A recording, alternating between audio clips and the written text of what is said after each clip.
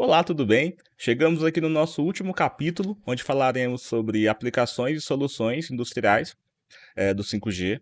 Este módulo, apesar de não ser o mais cobrado na prova, ele é bem interessante. E reforçando para vocês que essas aulas gravadas são uma visão geral do conteúdo. Vocês ainda precisam consumir o material da plataforma da Huawei e também consumir todo o PDF. Tudo bem? Bora lá! Sempre quando a gente fala de 5G, já vem na cabeça baixa latência, conexões massivas, aumento na largura de banda, porque vocês viram isso no curso todo, né? E isso é a base de tudo. É a partir disso que se torna possível novos cenários de negócio, se torna possível novas aplicações, soluções, como vocês vão ver hoje. E aqui neste material especificamente, o objetivo deste módulo é que vocês entendam sobre a aplicação e desenvolvimento do 5G em indústrias verticais, assim, o que há de trend nisso. Também possam entender as soluções de 5G para soluções industriais, entender também sobre IoV, e depois a gente vai falar no final sobre Smart Grid, Healthcare, Education, ou seja, aplicações para a área de energia, aplicações para a área de saúde, para a educação, e também para fábricas inteligentes, o que é um contexto bem grande. Então, como podem perceber, este capítulo, este módulo, ele é bem denso em quantidade de conteúdo. Há vários vídeos na plataforma da Huawei e o slide dele também é um dos maiores em relação à quantidade de slides, né? Porque acredito que o mais complexo esteja ali, seja o módulo 2 ali, que é o módulo mais cobrado, né? Como a gente já comentou nas provas de certificação. O módulo 1 e o módulo 2 são os mais cobrados. E então vamos lá.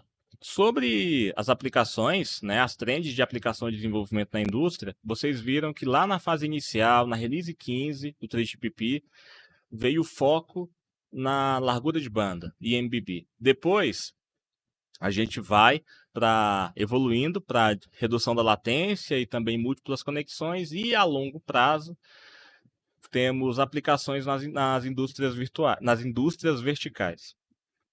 Então, como podem ver aqui, na onda 1 do MBB, possibilita diversos novos recursos, como vídeo em 8K, né?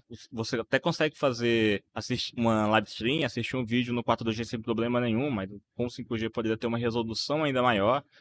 Claro que necessitaria de uma tela 8K para isso, mas as telas também evoluem. Você poderia assistir na sua tela, na sua casa, um vídeo 8K utilizando a rede móvel. Como já falamos nas outras aulas, as soluções para o 5G, elas também podem estar dentro da sua casa, utilizar um CPE e essa rede está disponível, tirando toda aquela necessidade de instalar um cabo ou algo assim. Também dentro do cenário de baixa latência, ali na segunda onda, aplicações como a IoV, soluções baseadas em cloud. Bem, aqui acredito que vocês já viram bastante sobre isso, então vamos dar sequência. E vendo essa imagem aqui, temos essa árvore com 5G e temos home, casa, indústria e indivíduos, onde com o Network Slice, como podem ver aqui na base da árvore ao 5G, tem o Mobile Edge Computing e o Slice. Com o Slice, a gente consegue dividir a rede, digamos dessa forma, de modo que cada serviço tenha as suas necessidades atendidas. Por exemplo, aplicações para IoV, vocês podem ver que aqui na área da indústria há algumas, elas são geralmente com foco em baixa latência, porque você precisa ter um pequeno tempo de resposta. Não precisa ter uma grande largura de banda de forma geral, né? O principal é exatamente a baixa latência. Então a gente cria uma slice ali exatamente para atender esse requisito. E da mesma forma acontece com os outros serviços. Cada aplicação pode ter o slice realizado conforme sua necessidade. Na segunda parte deste módulo, vamos abordar especificamente sobre soluções IoV. E aqui temos desafios no transporte, congestionamento, acidente, são problemas comuns em toda grande cidade.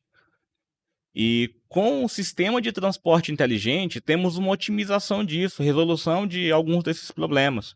Porque nesse cenário, com o sistema de transporte inteligente, temos diversas aplicações, como podem ver aqui, ônibus inteligente, direção autônoma, ETC. ETC é interessante porque seria a possibilidade de cobrar o pedágio do usuário, deste carro branco aqui que está passando, onde eu estou marcando com o mouse, automaticamente, sem que ele precise parar para pagar o pedágio. Então o veículo está passando, ele já se comunica com, com a estação do pedágio ali, já é cobrado automaticamente e a cancela abre. Dessa forma, não necessitaria de formar uma fila ou parar só por isso, a via não ficaria obstruída só por isso. Esse é um exemplo aqui na aplicação. Como podem ver, existem diversas outras possibilidades, né?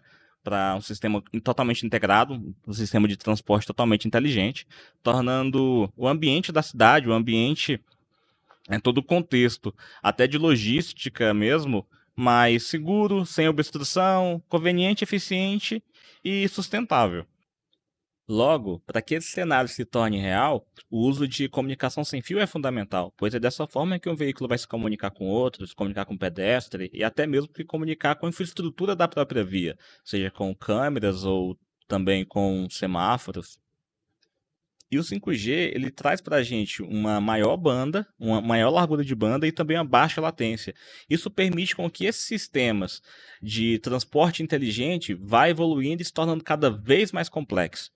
Então, a gente parte ali da possibilidade de se trabalhar na fase 1 de forma manual e estática, até na fase 3, onde a troca de informações ali e a operação se torna em tempo real. A internet dos veículos, a IoV, ela é também chamada de V2X, que é veículo para qualquer coisa, um veículo se comunicando com qualquer um desses cenários aqui. Temos 4 cenários, onde o primeiro é V2V, veículos se comunicando com outro veículo, V2P, veículo para pedestre. Vemos aqui nesta figura, onde há um veículo se comunicando com uma pessoa na bicicleta e um veículo se comunicando com uma pessoa na faixa. V2I, veículo para infraestrutura, veículo se comunicando com semáforo, ou também poderia ser outro equipamento ali na rodovia. E V2N, que é o veículo se comunicando com a internet, network. Sobre as metas do IoV para automação autônoma, temos os níveis de automação definido pela Associação Internacional de Engenheiros Automotivos, onde o nível 0 ele não possui automação nenhuma, como podem ver aqui nessa tabela e nesse plano de desenvolvimento. Já o nível 1 ele permite com que o usuário possa ter um suporte do sistema ali para manter a direção do veículo, manter a velocidade, e o motorista precisa estar o tempo todo atento, ele precisa ter as mãos no volante. O nível 2, o motorista também precisa ter as suas mãos no volante. Entretanto, o sistema automatiza ali um pouco melhor essa parte, um pouco mais a parte de aceleração também, para manter a direção, auxiliar com que o veículo se mantenha na faixa, mas de toda forma, o tempo todo o motorista tem que se manter ali presente e disponível para assumir a qualquer momento. Já no nível 3, o motorista pode tirar suas mãos do volante, ficar um pouco mais tranquilo, né? Só que ainda assim precisa monitorar ali. Caso haja alguma eventualidade, caso precise fazer alguma intervenção, deve haver um motorista para assumir o comando do veículo. O nível 4 não. O nível 4 já é um nível de automação maior. Tudo é feito pelo sistema, então o veículo não precisa ter intervenção humana ali para operar. Entretanto, em apenas cenários específicos, modos específicos. Bem, podemos ter um ônibus autônomo que faz uma rota específica na cidade, tem sua faixa específica e opera, e não necessita de motorista, mas ele está limitado àquele cenário, àquele contexto. Seria um exemplo de automação. Agora, a automação completa, ali no nível 5, ele operaria em todos os modos de direção, em todas as situações. Então, um veículo completamente automatizado, ele conseguiria operar em todos os cenários, sem nenhuma intervenção humana. E esses são os 6 níveis de automação definidos pela associação. Para a comunicação sem fio, temos a V2X, celular V2X, chamamos aqui de CV2X, definido ali pela 3GPP, e ele combina LTE V2X e 5G V2X. E elas podem coexistir, trabalhar em conjunto. E aqui existem 2 modos. LTE PC5, que se trata da comunicação sem a cobertura celular, então o veículo pode se comunicar diretamente com o outro, e a LTE-U, onde o veículo pode se comunicar com com a estação. Já o DSR permite apenas conexão do veículo com outro veículo e também conexão do veículo com a infraestrutura, como a gente comentou, da infraestrutura que estiver ali na rodovia ou na cidade de forma geral. Agora, a gente comparando aqui os dois, temos que o DSR é até mais antigo, de 2010, já o C-V2X surge ali, a primeira release foi a release 14, em 2017. É padronizado pela 3GPP, já o DSR pelo I3E e também pela ETSI, os dois aqui com espectro de 5.9 GHz. E podemos ver que a latência na R14, quando a gente ainda falando de 4G, era de 20 milissegundos para o C-V2X, já na release 16 já temos o 5G, é de 1 milissegundo, enquanto o DSR tem latência aqui próximo de 50 milissegundos. E também sobre a distância de comunicação, considerando uma velocidade de 140 km por hora, podemos ter uma distância de comunicação de até 450 metros, enquanto no DSR é apenas de 225 metros. Como no C-V2X, aqui mostrado LTE-V2X, ainda com rede 4G, a gente consegue ter uma distância maior de comunicação entre os veículos, a gente também tem uma janela maior de ação caso ocorra algum problema, alguma situação. E o C-V2X também ele permite essa colaboração de pedestres, veículos e da rota, porque no DSRC tínhamos aqui comunicação apenas de veículo para veículo e com a infraestrutura. Agora, no C-V2X, não. Podemos se comunicar com o pedestre, também fazer a comunicação com a rede, de forma que seja mais eficiente e tenha essa colaboração entre os envolvidos no trânsito de forma geral. Aqui temos algumas vantagens do C-V2X em relação ao DSRC, porque o C-V2X possui um roteiro mais claro para a evolução da padronização, também suporta V2P, ou seja, comunicação do veículo para pedestre, e também permite que se aplique serviços mais abundantes, maior possibilidade de plano de negócio, porque no momento que a gente tem um poder maior de comunicação, podemos nos conectar com a rede, podemos nos conectar com os pedestres, mais soluções podem ser aplicadas e desenvolvidas. Também o chipset possui suporte para pequena distância e longa distância de comunicação, já que o DSRC é apenas para curta distância. E além disso, os sistemas desenvolvidos ali para o C-V2X, eles são compatíveis tanto com 4G como 5G.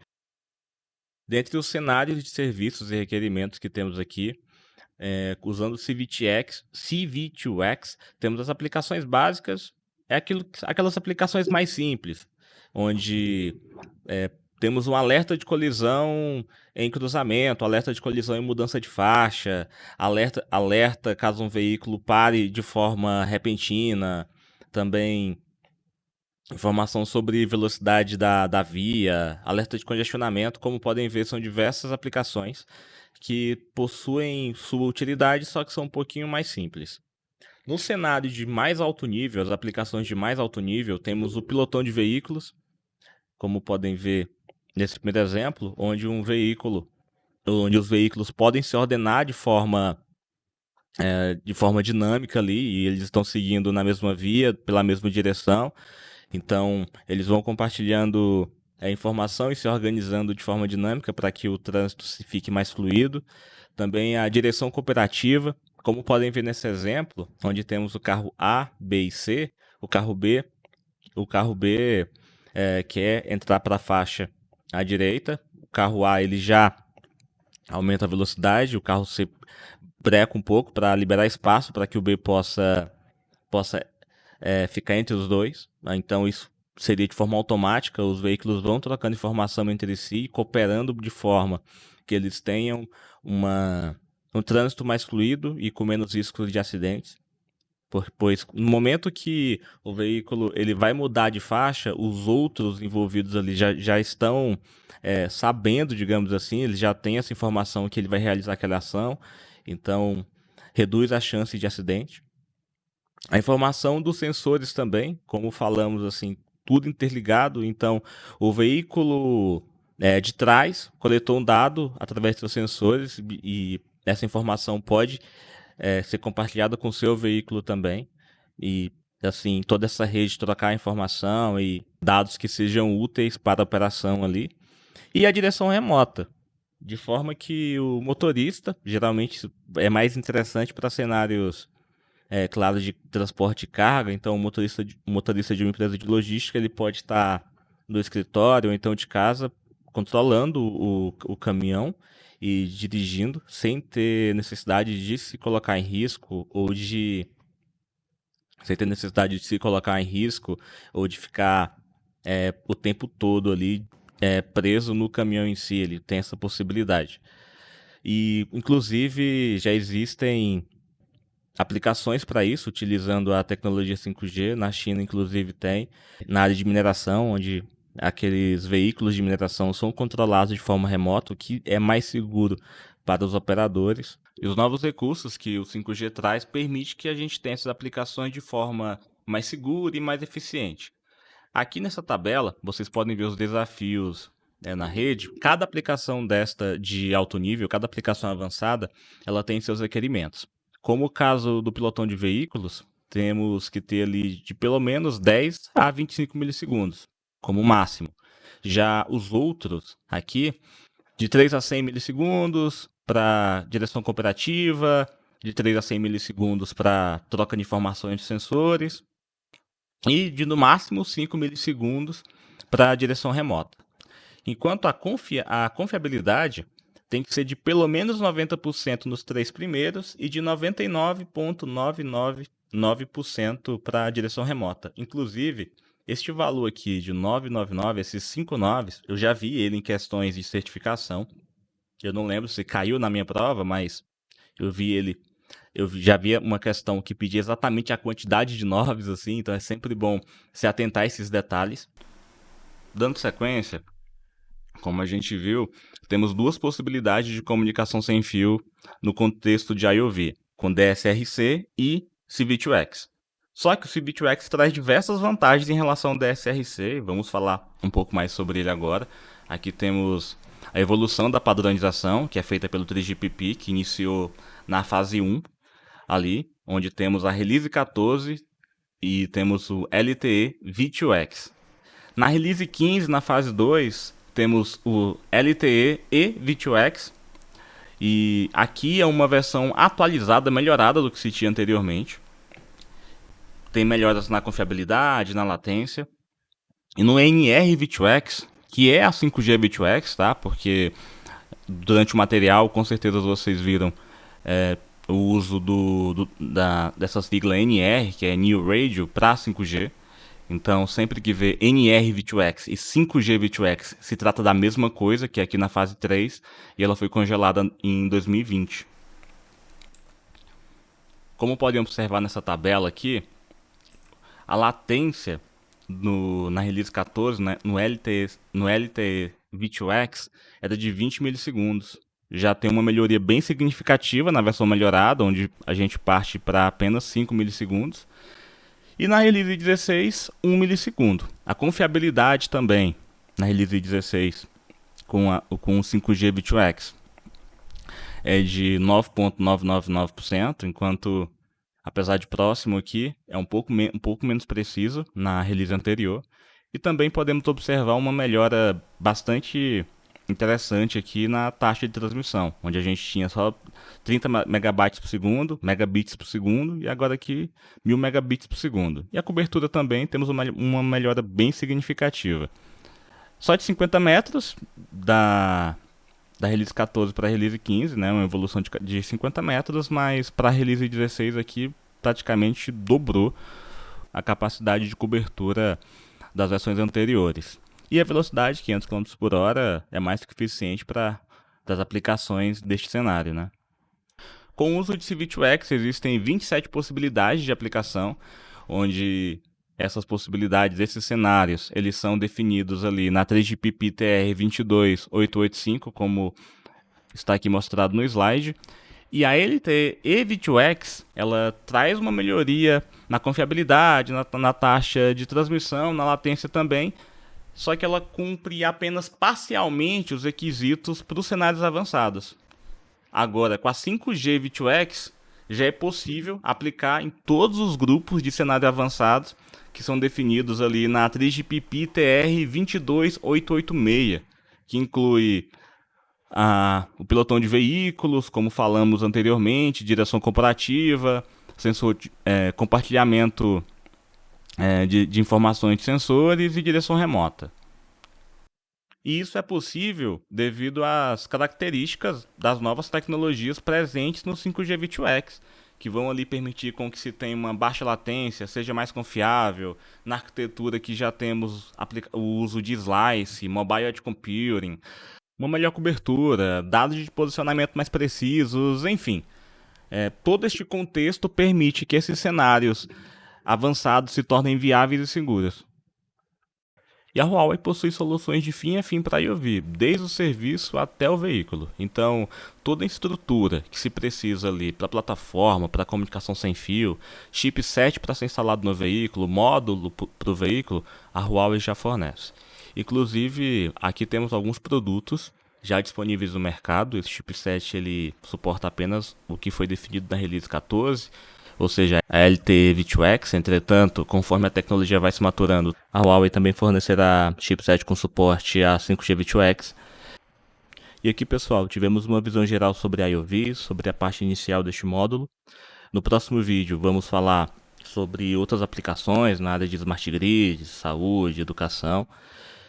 E é importante sempre lembrar que vocês precisam acompanhar as aulas lá na plataforma da Huawei. Caso não tenha visto ainda, dê uma olhada lá, porque aqui é só um resumo, uma visão geral mesmo do conteúdo. Bons estudos, até breve.